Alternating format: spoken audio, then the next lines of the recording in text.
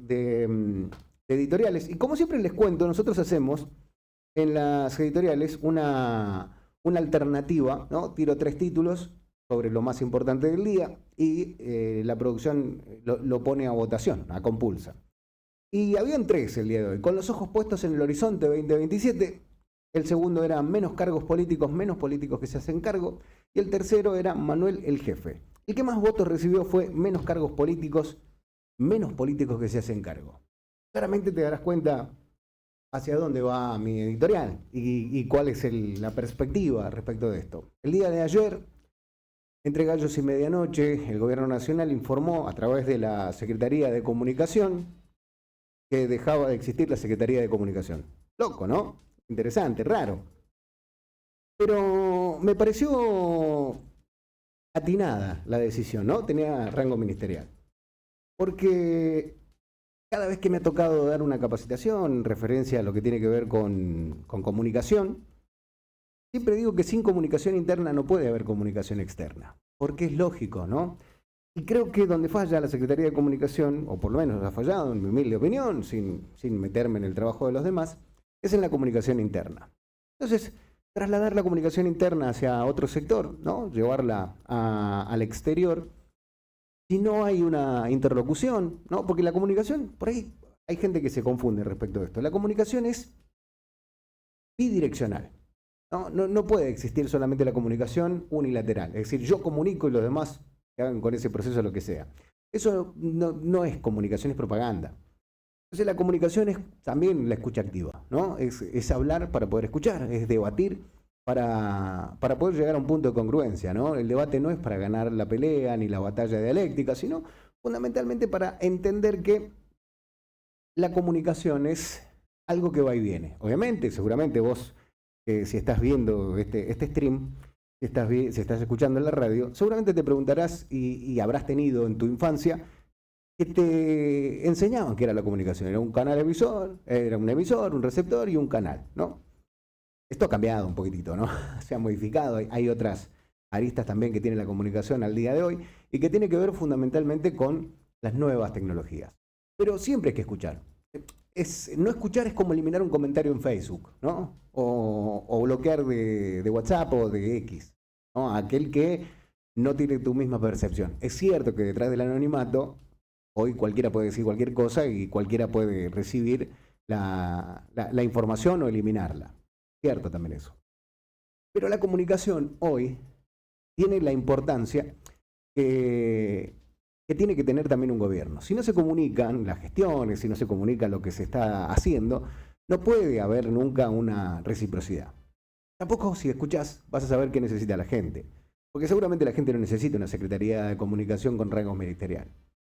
Y seguramente la gente se estará preguntando qué pasa con los aliados que ayudaron a este gobierno a ser gobierno.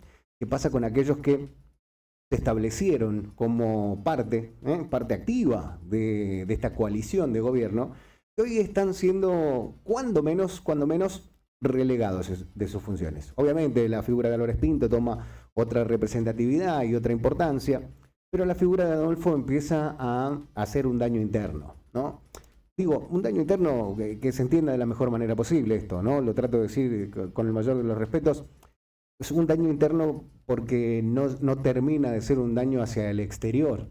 Yo creo que esto de que hayan dejado el Ministerio de Ciencia y Tecnología fuera de lugar, o Ciencia e Innovación en este caso, que no exista más, es cuando menos no haber escuchado lo que necesita la gente.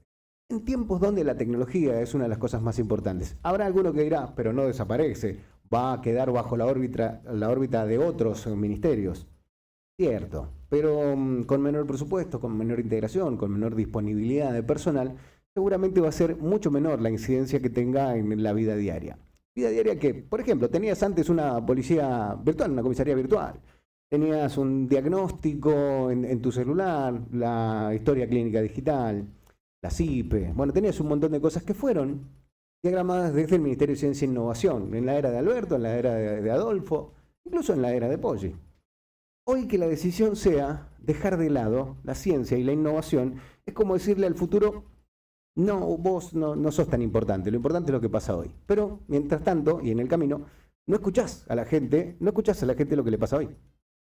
Y ahí es donde se pone rara la situación, ¿no? Porque es cierto, van a haber menos cargos políticos, pero van a haber menos políticos que se hagan cargo. Y como aquel que ya no tiene cargo, por lo menos ya no es representativo, yo me imagino a aquellos que les aceptó la renuncia, ¿qué irán a decir? En otros medios de comunicación, colegas míos me decían, los vamos a ir a buscar para que digan y que hablen. Está bien, es válido, es interesante, está bien. Creo que puede ser una cuestión interesante que salgan a escuchar a aquellos que fueron parte de esta alianza y que hoy están fuera. Pero también es interesante saber realmente cuántos cargos políticos hay. Extraoficialmente se dice que hay cerca de 3.000 cargos políticos. Esto serían más o menos 180, 185 personas por cada cargo político que hay en la provincia de San Luis. Un poco mucho, cuando la media nacional está en 400, ¿no? Cada 400 personas hay un cargo político. Es un poco mucho para San Luis. Primero, principalmente porque más allá de la densidad y obviamente la equidad que podemos dar, el prorrateo que podemos dar, creo que por densidad demográfica, el 1% del padrón no necesita tantos cargos políticos. Políticos, ¿no? Políticas, sí. No es necesario, quizás, tantos cargos políticos de rango cacique, ¿no? Sino más bien el teniente, ¿no? El sargento, por decirlo de alguna manera militar. Un coordinador, ¿no? No tanto ministro. Entiendo que en la negociación de la alianza que dio forma a este gobierno, tenían que devolver este voto de confianza, ¿no? Dándole un rango ministerial. Pero me parece que donde está el error, principalmente, donde está el error, es en haberlo dado sin haberse dado cuenta de que el ajuste era en serio. Y el ajuste, con esto de cortar lo que les habían prometido en el ámbito nacional, y hoy no teniendo alfiles en el ámbito nacional propios, ¿no? Porque decidió el gobierno provincial no jugar en las elecciones legislativas de medio término para el ámbito nacional y delegar en el gobierno nacional a los alfiles, es decir, que ya no tiene presión para ejercer. Porque en senadores por ahí puedes pasar desapercibido, en diputados puedes pasar desapercibido, pero en senadores el voto de cada provincia vale lo mismo, ¿no? En diputados obviamente es por densidad demográfica, pero en senadores tu voto es crucial, es importante. No tener senadores nacionales, ¿no? Que vengan desde San Luis, me parece cuando menos un error grotesco desde el punto de vista político. Y cuando hay políticos que no se hacen cargo, y cuando hay demasiados cargos políticos, se empiezan a tomar algunas decisiones. Entre ellas, la decisión de empezar a achicar el espacio porque no te alcanza la plata de aquel que te ofreció algo y que después de que le diste más de lo que te ofreció, como hizo Milei con Trump, hizo Poggi con Milei, ¿no? Poggi vendría a ser como el Milei de Trump, bueno, más o menos lo mismo, cumple las mismas funciones, da más de lo que le piden.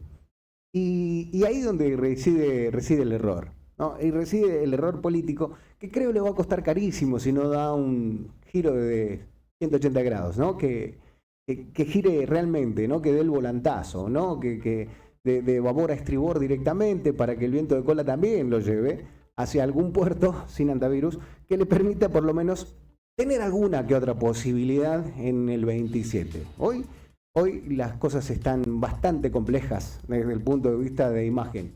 Es más negativa que positiva en la gestión, es muy criticable. Y este cambio quizás le dé un espaldarazo para continuar o para empezar de cero. Yo creo que tiene que empezar de cero. Recordar sus raíces más peronistas o más populistas y decirle a la gente de inclusión social, a los empleados públicos, bueno, miren, vamos a recomponerles un poco la capacidad de compra que tienen. Creo que debe dejar de enemistarse judicialmente con los anteriores. Creo que debe empezar a invitarlos a participar, porque si no se le va a hacer muy difícil de acá al 27 terminar el gobierno de una manera más práctica, ¿no? Y que sea factible, que pueda tener una mejora desde el punto de vista político, más allá desde el punto de vista de la gestión. Que ya los primeros 100 días son cruciales, los primeros 100 días, si el primer día de doblar el sueldo a la gente, lo más probable es que no reelijas, porque eso va a quedar impreso en la retina de todos los empleados públicos. Ni hablar de los privados, ¿no? Los privados la están pasando realmente mal, ¿no? Digo, los comerciantes, las pymes, el principal generador de empleo en la Argentina, empleo genuino, está pasando realmente mal, ¿no? Y ni hablar de aquellos que tienen laburos en los privados, porque ahí, bueno, va a estar más complicado. Y y no tener la capacidad de generar obra pública por el efecto replicador que tiene la obra pública en materia laboral, y no tener la capacidad de mejorar las rutas, esto inevitablemente va a repercutir en salud, ¿no? Esto va a repercutir en salud, porque mayor cantidad de accidentes, la semana pasada tuvimos 8 en el ejido capitalino, a mayor cantidad de accidentes, mayor cantidad de atención, mayor cantidad de uso policial. Yo creo que la cuenta es bastante fácil. Si invertís en las rutas, en las calles, en los baches y demás, no vas a tener tantos accidentes de tránsito. Y en cuanto a seguridad, bueno, esto tiene otro análisis, ¿no? Tiene otro análisis y debería de tener por lo menos una capacidad operativa más profesional. Digo, desde el punto de vista político, porque por ahí en la gestión uno sabe cómo apretar un gatillo o sabe cómo ponerse un chaleco antibalas y puede ir a reprimir, es fácil pegar un palo. Contener a las masas, ¿no? Sin reprimir, entender que la seguridad es preventiva, no reactiva, entender que no hace falta bajar la edad de imputabilidad, sino atender a los menores para que no delincan. Eso me parece que es gestión y eso me parece que es la materia pendiente y por eso sobran políticos que no se hacen cargo cuando hay cargos políticos en demasía. Para todo lo demás siempre existen las redes sociales propagandísticas y los medios de comunicación que están afiliados a un gremio que es el gremio del sobre. Quizás por ahí esto pueda cambiar en algún punto, y si no cambia, ojalá cambie el gobierno, ¿no? Que venga quien tenga que venir. Los paladines del cambio hoy necesitan ser cambiados. Menos cargos políticos, menos políticos que se hacen cargo. Bienvenidos, bienvenidas. Esto es En Son de Paz, nueva temporada aquí en el 105.3 en SDN Radio y por supuesto en nuestro canal de YouTube. Tanda y ya regresamos, dale. En Son de Paz, un programa de alto contenido.